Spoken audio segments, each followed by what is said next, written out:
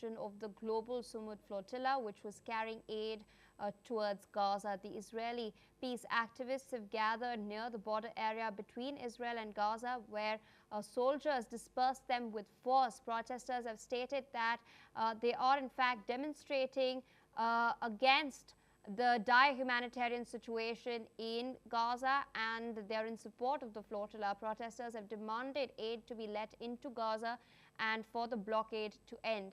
Israel has faced international condemnation, and we are seeing protests rage worldwide after the military had intercepted all 40 boats in the flotilla that was carrying aid to Gaza. More than 450 foreign activists, including Swedish climate campaigner Greta Thunberg, have been detained. Listen in to what some of the Israeli activists have said. Came to protest against the genocide in Gaza and to support the global Sumud flotilla that came and was arrested yesterday.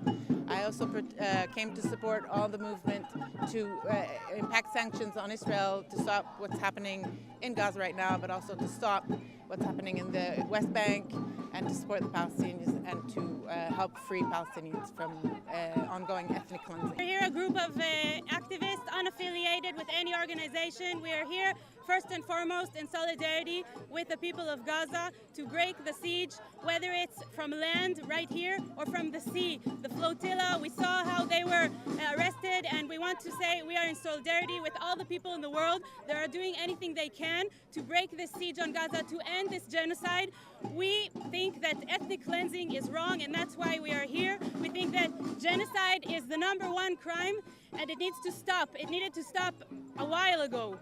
It needs to stop as quickly as possible, and we demand to let aid into Gaza. The blockade on Gaza is inhumane, and it's illegal, and it's wrong. Meanwhile, viewers, shifting focus to the United Kingdom and the tragedy that has taken place in Manchester.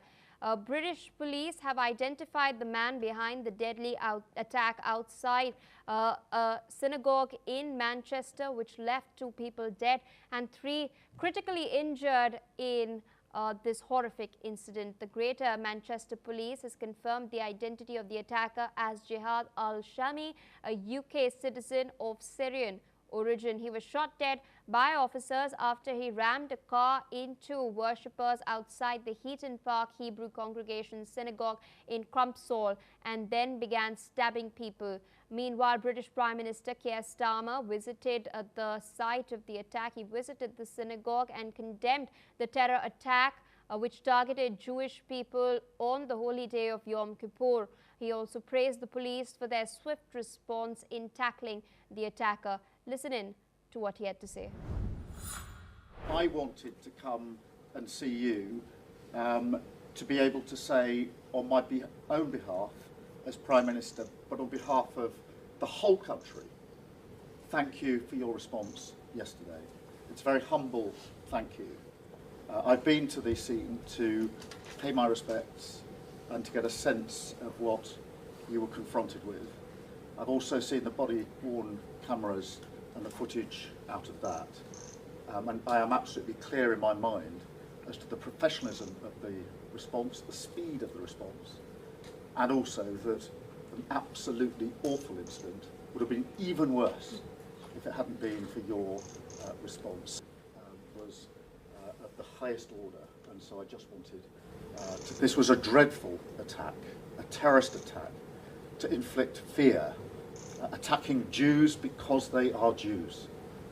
And it's really important today that the whole country comes together, people of all faiths and no faiths, to stand in support and solidarity with our Jewish.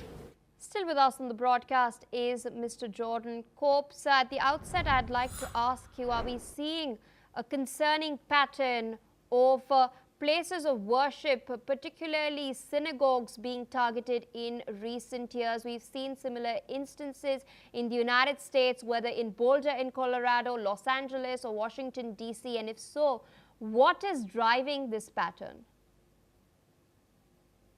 I think it's an inability from leadership to condemn anti-Semitism and to focus on anti-Semitism as a concerning trend that deserves to be given attention and focus just in its individual capacity. Anti-Semitism, even before the October 7th attacks, was skyrocketing around Western countries, and Western leadership did not do sufficiently enough to prevent the current rise that we are now seeing. Following the October 7th attacks, the October 7th attacks ultimately allowed and unleashed a new wave of anti-Semitism that was even far worse than what we had seen before. In the United States, the ADL was reporting that there was an increase of about 300%, I believe, if I recall properly, a 300% increase in anti-Semitic incidents in the United States following those attacks, because the war gave political cover for people to go open season on Jews and Jewish institutions due to their historic religious and even ethnic ties to the land of Israel. And so, unfortunately, what we've seen in Europe has been a failure of leadership. And I say this in part as somebody with British roots, especially from leadership in the United Kingdom, that has only inflamed misinformation and rhetoric towards Jewish institutions, or at least those perceived to be that thereof, such as the current state of Israel. Well, of course, it's okay for one to criticize Israel. When people spread misinformation about Israel, it unfortunately, and in the minds of anti-Semites, also imputes to Jews and creates further and further issues. And Labour's decision in recent days to misclassify the current situation ongoing in the Israel-Hamas war as a genocide, unfortunately, has only perpetuated further misinformation, animosity, and perhaps even inspired Jihad Al-Shamie's attack. We will learn later what his actual motive was, but it clearly was anti-Semitism. Indeed, and in your assessment, what role does the public discourse, especially online, with regards to, we've seen an increased surge in anti-Semitism and, a lot of targeted attacks being made online against Jewish people practicing their faith. What role does all of this play in fueling, in escalating these kind of tensions? Misinformation remains one of the biggest sources of modern-day anti-Semitism, and in fact, it's always been one of the biggest sources of misinformation when it comes to historic anti-Semitism as well.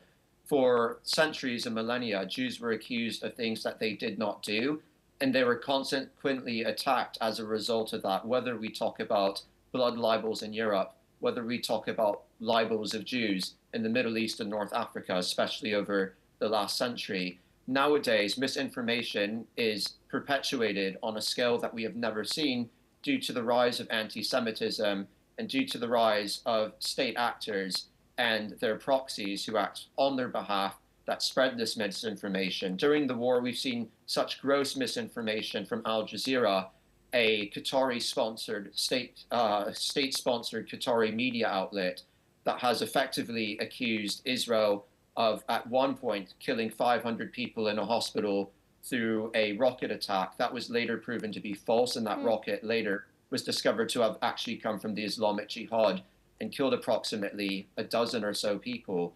Later on during the war, Al Jazeera featured a story about Israeli soldiers supposedly raping people in a hospital in Gaza.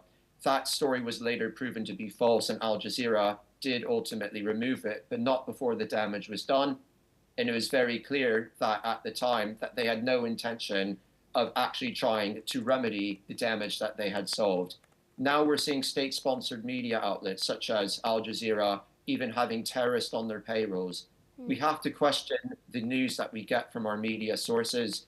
We have to be critical. And we also have to understand that throughout the course of history, there have always been bad actors waiting for misinformation that they can perpetuate to scapegoat and blame the Jew for their societal failures that they failed to resolve on their own. All right, so with that, I would like to thank you for taking our time, sharing your perspective on these key developments. Meanwhile, viewers, shifting focus to Indonesia.